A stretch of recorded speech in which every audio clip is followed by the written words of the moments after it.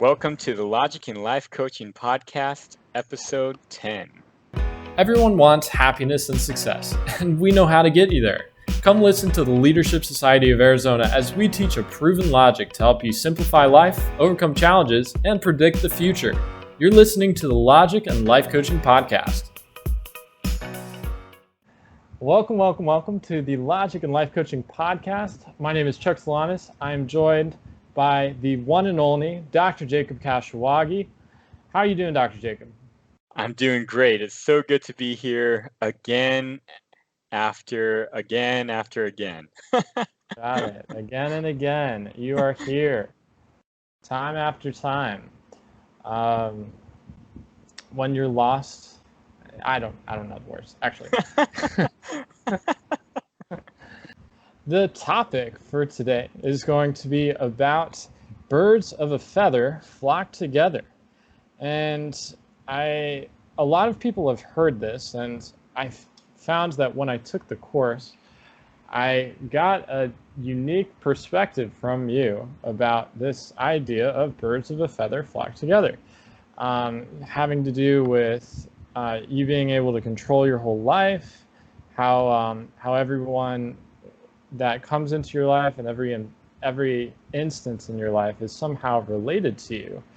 So the question that I have is, what do you think being part of an organization like attending an Ivy League versus a state school, like being part of a certain political group, fraternity or sorority, sports group, religious group, etc., say about a person? And is it really important to join these groups? Okay, so first, this is definitely a natural law. Birds of a feather definitely do flock together. You never see like an eagle hanging out with a bunch of vultures. You just never see that. Okay, that's the first thing.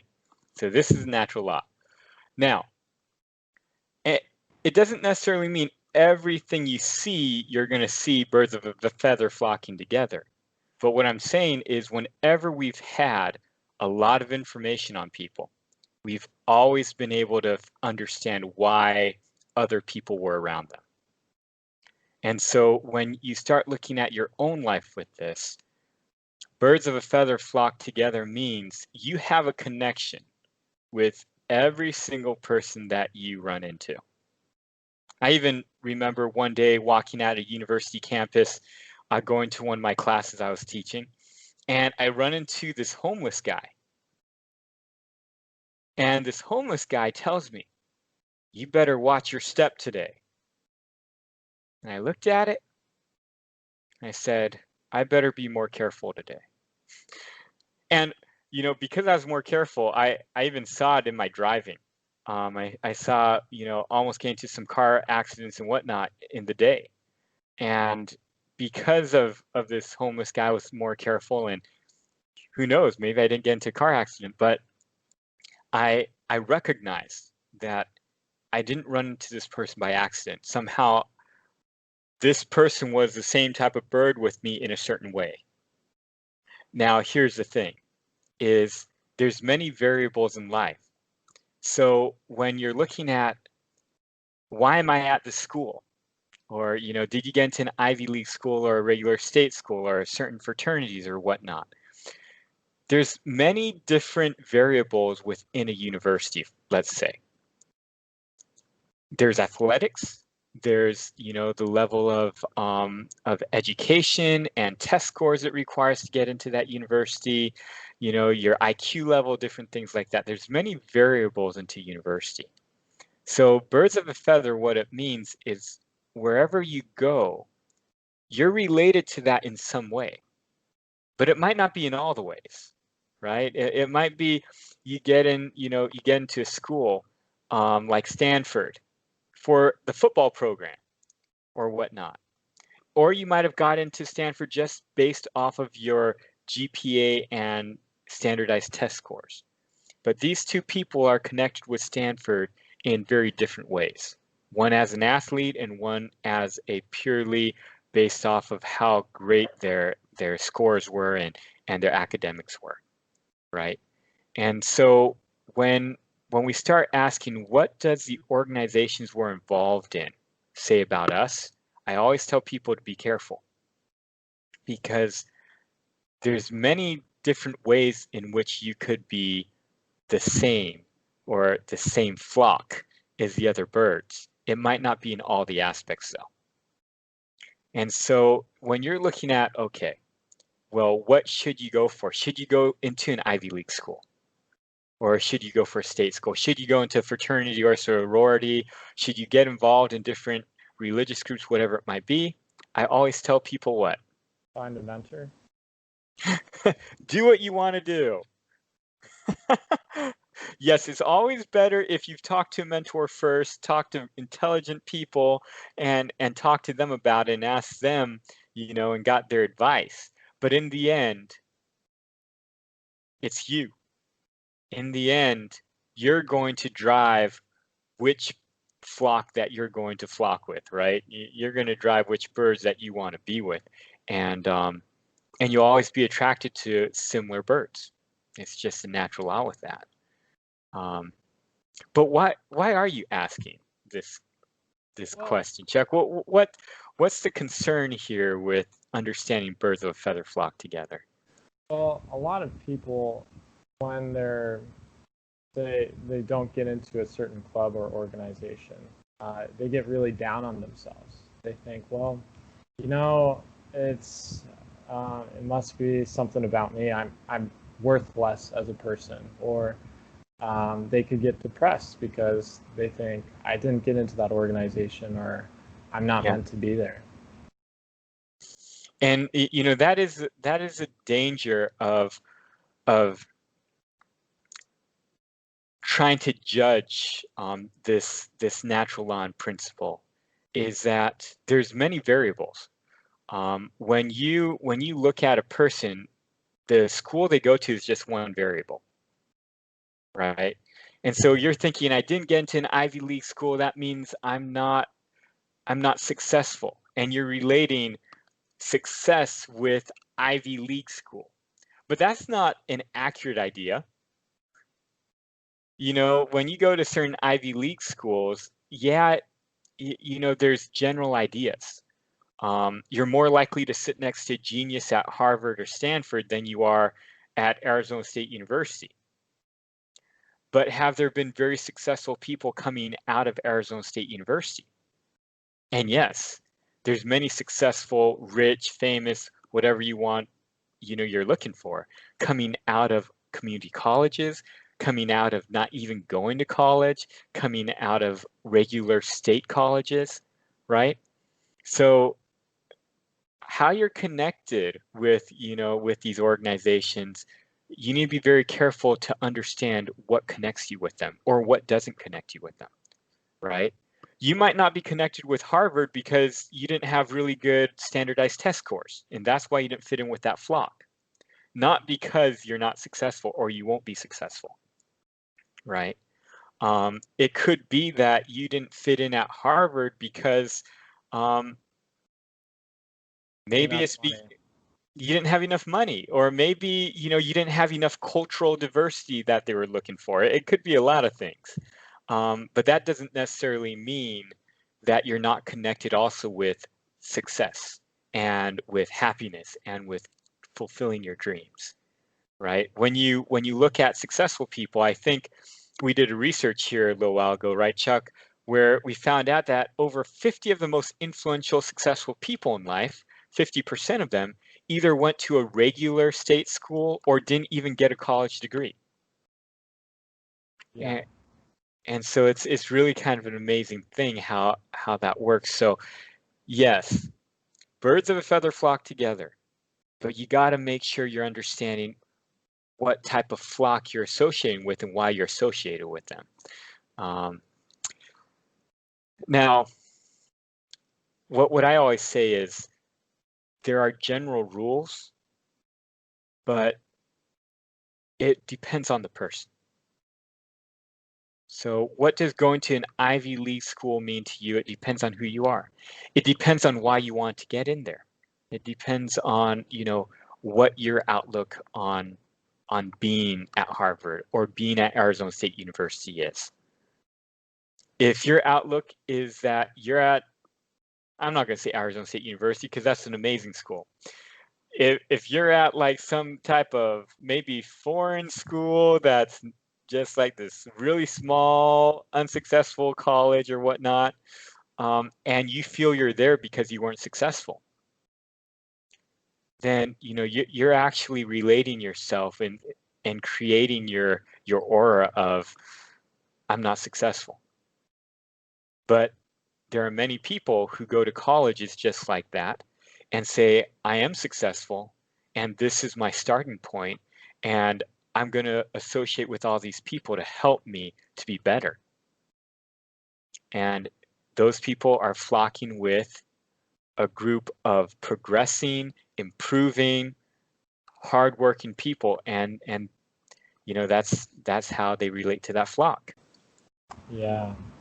No, and I do know that a lot of times where you grow up, or it may not be related to your future success. So I mean, yes, it's in some way it's related, but I know that I read the biography of Abraham Lincoln, and grew up in a log cabin, and he was not really tutored by a lot of academic people, but he was self-taught. He just read a lot of books. He got his law degree by studying on his own. He figured out all these different things, and he was just always reading, and he would work really hard, and then he became very successful as an orator, and then went into politics and became successful from there. But it just was driven based off of his love for learning. And so as his mind expanded, as his ability to improve himself expanded, he also was able to expand beyond his environment, and he had to change environments because it just didn't match him. And it's so true. Even as Abraham Lincoln was growing up in an environment that was very uneducated, that's not how Abraham Lincoln looked at it. Abraham Lincoln looked at it as, hey, I'm going to get educated, and he utilized even the people who might not have been the most educated around him to learn different things and to strive to be better. So Abraham Lincoln is looking at, he's striving with a flock that is always learning. And you see that as he goes throughout his life, that he always found people to help him to learn more and to improve himself and to be better. And that's why I tell people, what determines why you're with that flock is you, right? I've seen many people go to Ivy League schools and not be successful because when they went there, it was only about the test grades and the schooling. And so they thrived at that, but that's about it. And I've seen other people go to these Ivy League colleges and they were going there for starting up a business, and they end up starting up a business, right? Because when you move through life, you're looking for your flock. When you care about money, you're going to find the flock that cares about money. When you're looking for, just getting good grades, you're going to look for the flock that gets good grades, standard job, standard living. When you're looking for, environment that's like innovative thoughts and increasing your ability to be a leader in governance over many people, hey, that's what you find. Right. You'll attract that sort of environment to yourself. Yes. So if you don't get into the college that you want to get into, or the group that you really want to get into, or whatever it might be, remember, it's not the group that determines who you are. It's you who determines who you are. And no matter where you go, you're going to find your flock. And when you get with your flock, you'll be the most successful. Because it matches you. Because it matches you. That's why you have nothing to worry about.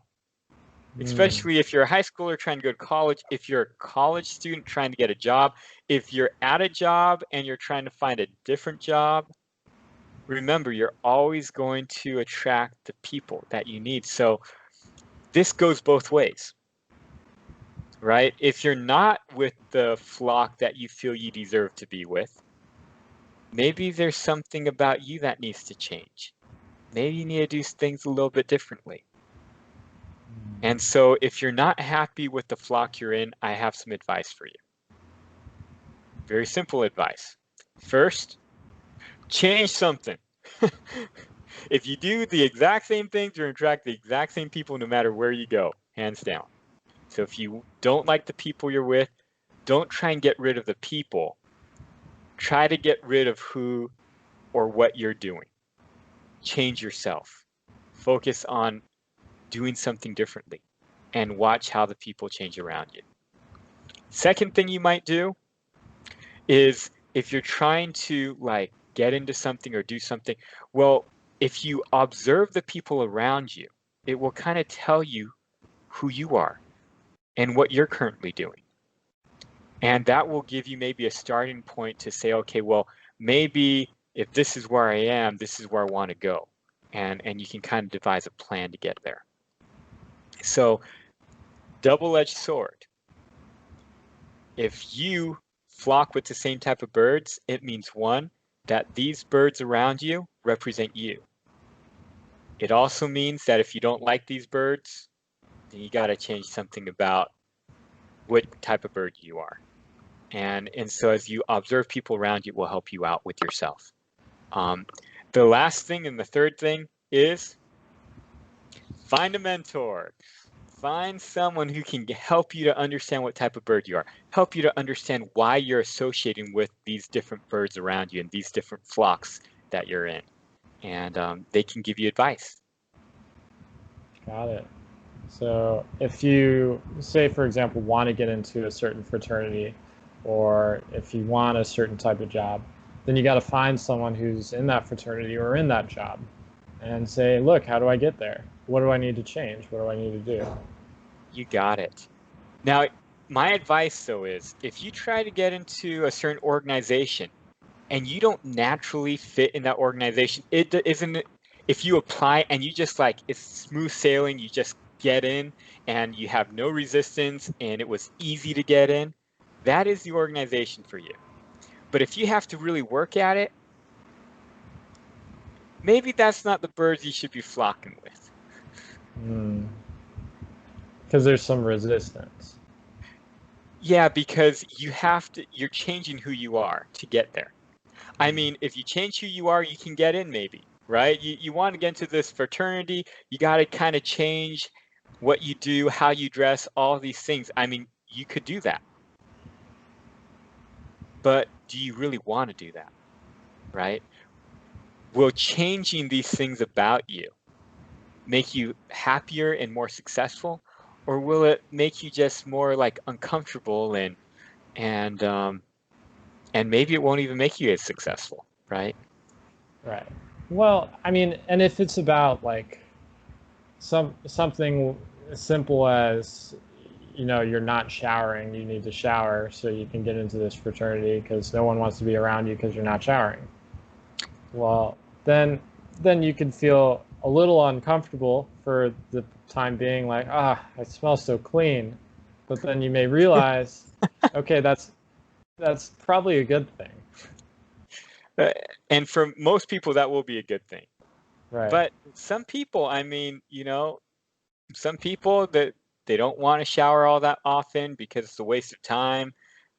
Maybe there's better things they got to do, and there are birds that don't shower very much. I've seen these birds before, and they have their own group. Yeah, if they don't shower for too long, that's not necessarily the birds I flock with. But I mean, it's to each his own, right? Definitely. That makes sense. Yeah, so I mean, you may look back on some of those changes and think, that was actually for the best that I changed that. And if your mentor says, you got to change this in order to get in there, well, then figure out the reasons why that would be a beneficial change for you, rather than Yeah. something that is going to hinder who you are or create some sort of resistance. It's true. I mean, if you're planning to be an outdoorsy person to do competitions, on how long you can last in the wilderness, then yeah, maybe getting too used to taking a nice shower every day, getting clean clothes and stuff, that might be a detriment, you know? Yeah, that's true. That's true.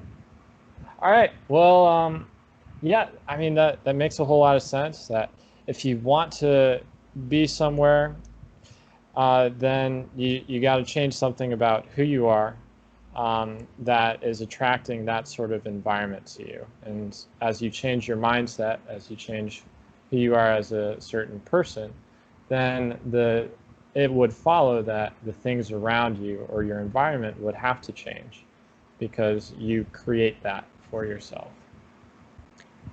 Yes.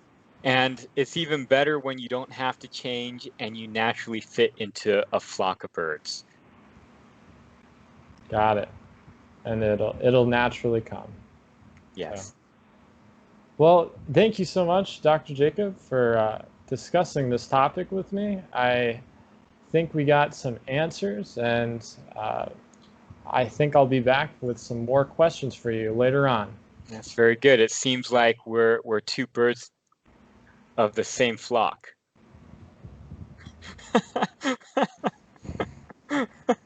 Okay, Dr. Jacob. All right, thank you for listening. Thanks for watching. See you later.